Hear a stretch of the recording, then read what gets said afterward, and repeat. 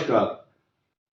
सभी दर्शकों का बहुत बहुत स्वागत। आज चर्चा कर रहे हैं हम इस बात की कि हर व्यक्ति को ये चिंता रहती है मेरा कौन सा ग्रह खराब है।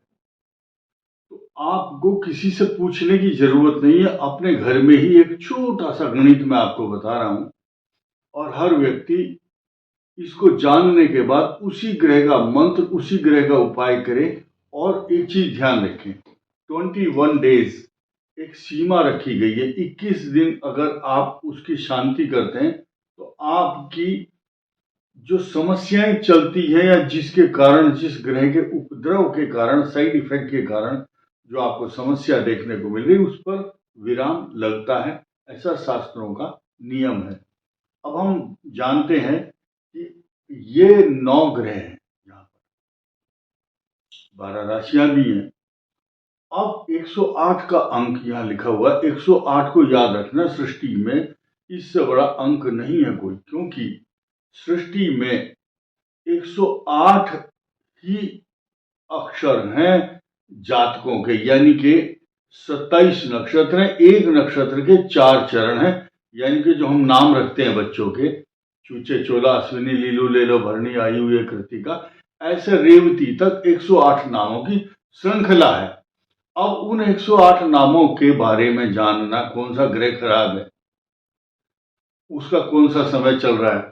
तो बहुत पहले जब घड़ियां नहीं थी, या आज भी जिन जिन रिमोट क्षेत्रों में घड़ी नहीं है, या कुछ माता पिताओं ने टाइम नोट नहीं किया जन्म के समय, जिनकी कुंडली में महादशाएं हैं, सब कुछ क्लियर है, एवरीथिंग इज ओके, तो उनको पता है ये दशा चल रही है, गोचर चल रहा है, हम भी बताते हैं। बहुत लोग ये जानना चाहते हैं, भाई मेरे पास डेट ऑफ बर्थ एग्जैक्ट नहीं है, ना टाइम है, ना समय है, ना तारीख है, और अंदाजा से बताते हैं उस दिन अमावस्या थी या अष्टमी थी, साल का पता नहीं चल पाता। बहुत दिक्कत आती है। पिछले 55-60 सालों से हम देखते आ रहे हैं कि ये समस्या बहुत लोगों की है, और इसमें हम लोग तो जानते हैं कि क्या करना चाहिए, लेकिन एक साधारण आदमी को क्या विधि अपनानी चाहिए, मैं सरल तरीका बता रहा हूं आपको। इसके अलावा ये बात, जो वीडियो बनाने का मुख्य उद्देश्य है, वो इसलिए है कि लोग हमें परेशान ना करें ज्यादा, और अपने घर पर ही ये छोटा सा एक मैजिक समझिए या एक गणित समझिए। आपको आपका बच्चा, आप खुद अंदाजा लगाएंगे। बहुत सरल तरीका है, आइए जानते हैं। नंबर 1, पहले तो ये याद करो, न्यूमरोलॉजी में और ज्योतिष शास्त्र में बहुत भारी अंतर है। अंक शास्त्र में, ज्योतिष शास्त्र में ग्रहों के नंबर अलग अलग है, ध्यान रखना। एक नंबर सूर्य का है, वहां भी है, यहां भी सूर्य का एक नंबर है, लेकिन वहां 2, 3, 4, 5 नंबर जो है अलग अलग ग्रहों के अलग होते हैं। 8 नंबर शनि का है, 4 नंबर राहु का है, लेकिन यहां एक क्रम जो है वो दिया है। जैसे कि हम दिनों को गिनते हैं, सोमवार, मंगल, बुध, बृहस्पति, शुक्र, शनि, राहु, केतु, ऐसे। तो ये सीक्वेंस है यहां पर, इसको आप ध्यान दीजिए। 1 सूर्य, 2 चंद्रमा, 3 मंगल, 4 बुध, 5 बृहस्पति, 6 शुक्र, 7 शनि, 8 राहु, 9 केतु। क्लियर? तो इसको आप ध्यान दीजिए, क्योंकि जब अंक शास्त्र के अलावा जब हम प्रश्न कुंडली निकालते हैं, या और भी जितने भी गणित लगाते हैं ज्योतिष के, बारिश आएगी नहीं, या हमारा कार्य सिद्धि होगी या नहीं, तो जो सीक्वेंस है, दिन गिनते हैं, तिथियां गिनते हैं, उनका तिथियों का सीक्वेंस जो है अलग अलग होता है। लेकिन ये ग्रहों के सीक्वेंस है, जिसको आपके लिए जानना बहुत जरूरी है अगर आप अपना ग्रह जानना चाहते हैं, कौन सा ग्रह खराब चल रहा है। तो आइए देखिए, 108 का अंक ले लीजिए, और जो प्रश्न करता है, जिसकी समस्या है, जो ये जानना चाहता है मेरा कौन सा ग्रह खराब चल रहा है इस समय, उस व्यक्ति को ये बोलो कि 12 से लेकर के 108 के बीच में ध्यान लगा करके भगवान का नाम उच्चारण करते हुए अपने इष्ट देवता का ध्यान करके आंखें बंद करके एक किसी अंक का चिंतन करना चाहिए 12 से लेकर के 108 के बीच में। तो जो अंक लिया, मान लिया 88 है, 99 है, 77 है, 85, 16, 12 से लेकर के 108 के बीच में ही रखना है, क्योंकि अंक जो है 108 का है, क्योंकि इस संसार के अंदर जो नाम है वो 108 ही नाम है। 27 × 4 = 108। 27 नक्षत्रों के बीच में रहना है और उनके 4 चरणों के, इसका मतलब 108 है। और 12 राशियां हैं, ध्यान देना, 12 है राशियां और 9 ग्रह हैं। ये 9, 12 को 9 से मल्टीप्लाई कीजिए तो भी 108 ही आएगा। क्लियर? यहां तक सब की समझ में आता है। अब जो संख्या आपने 108 के मध्य में सोची है, आपका ग्रह आपके ऊपर कौन सा पीड़ा दे रहा है उसको जानना है आपने। तो वो अंक को, उदाहरण के तौर पर आपने कोई भी अंक सोचा, उसको 12 से डिवाइड कीजिए, भाग देना है उसको डिवाइड करना है 12 से। तो जो शेष आएगा, बैलेंस आएगा नीचे, तो मान लिया 12 आपने 72 सोच लिया तो 6 आया। 12 को 6 जब आता है, 6 आता है 72 को डिवाइड करने के बाद, तो 6 नंबर आया, तो शेष बचता है 0। तो यहां 0 का मतलब कुछ नहीं, तो 6 का जो अंक है वो भाज्य है, जो डिवाइड करने के बाद आया, 6 आया, तो 6 में बनता है शुक्र। अगर पूरा डिवाइड नहीं हो रहा, जो बैलेंस बचा, मान लिया आपने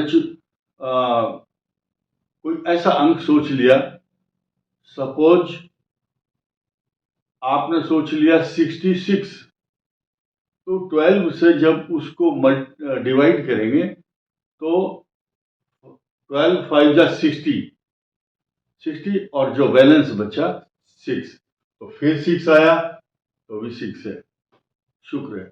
अगर 7 बचता है बैलेंस तो शनि है। अगर 8 बचता है तो राहु कष्टकारक है। 9 बचता है तो केतु कष्टकारक है। 1 बचा तो सूर्य की बाधा है और 3 बचता है शेष, तो मंगल ग्रह है। तो ऐसे स्थिति में सूर्य की उपासना, अगर सूर्य खराब है, चंद्रमा है तो दूध का दान करना, मंगल है तो हनुमान जी की उपासना, अगर यह है तो हरी वस्तुओं का दान, बुध खराब है तो, बृहस्पति है तो चने की दाल गाय को खिलाएं या बृहस्पतिवार का व्रत करें। बृहस्पतिवार के दिन मंत्र पढ़ें, ओम विष्णवे नमः, ओम ग्राम ग्रीम ग्रोम स गुरुवे नमः। शुक्र अगर खराब है तो आप छोटे जो बच्चे हैं, अबोध कन्याएं हैं छोटी, उनको खिलौना, चॉकलेट, अच्छा भोजन या कोई गिफ्ट या उपहार, उनको प्रसन्न करने के लिए, कन्याओं को खास तौर से। और जो शनि है, सरसों का तेल और उड़द की दाल शनिवार को दान करना चाहिए। राहु के लिए अपना कोई पुराना पहना हुआ वस्त्र, टोपा वूलन का, अभी सर्दी आ रही है, कंबल ब्राउन कलर का दान कर सकते हैं, मसूर की दाल। और केतु के लिए डॉग, चितकबरा जो कुत्ता है, उसको सरसों के तेल का पराठा अगर बना करके देंगे, या कुष्ठ रोगियों को, या अंध विद्यालय जहां बच्चे नेत्रहीन बालक होते हैं वहां दान करना, या भंडारे में गरीबों को भोजन कराना, अथवा अपने शरीर पर सरसों का तेल मंगलवार के दिन लगाएं, उसमें चंदन का पाउडर जरूर डालें, थोड़ा सा चंदन का पाउडर और हल्दी, और उसके बाद देखिए दोष दूर होगा। केतु के मंत्र का जाप भी कर सकते हैं। ये एक सरल तरीका है, और इसमें ये हम इसलिए नहीं बताते क्योंकि अभी लोगों फोन करना शुरू करेंगे, ये विधि बताओ कैसे भाग देना है। क्या करना है। तो इसलिए बहुत सरल तरीका है, आप 108 के और 12 के बीच में जो भी अंक है उसको डिवाइड कीजिए 12 से।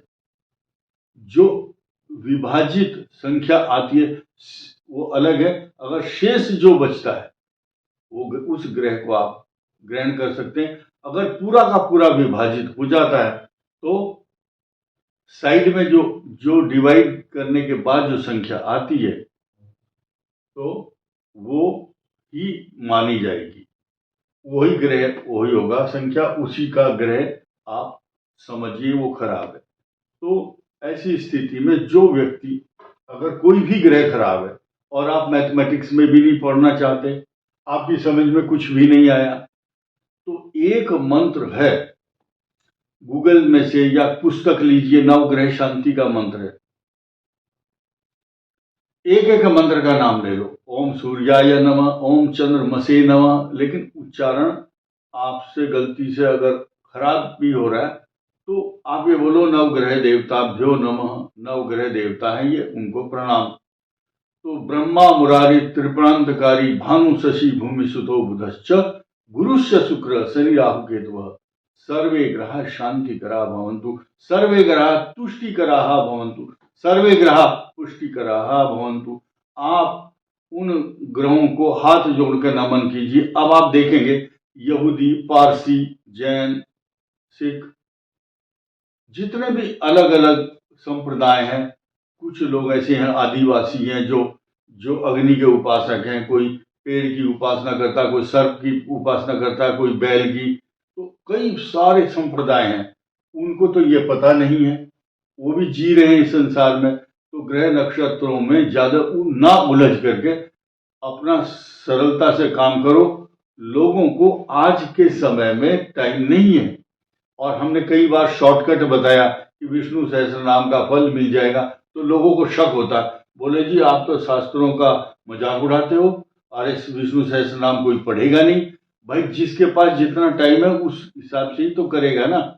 विष्णु सहस्त्र नाम स्तोत्र कोई संस्कृत नहीं जानता और हम उसको बोले नहीं पढ़, तो ये कोई तरीका नहीं है। जिसकी जितनी श्रद्धा और जिसकी भावना है, जिसका जितना ज्ञान है, उसी हिसाब से काम कर सकता है मनुष्य। इस वीडियो में इतना ही। धन्यवाद, नमस्कार।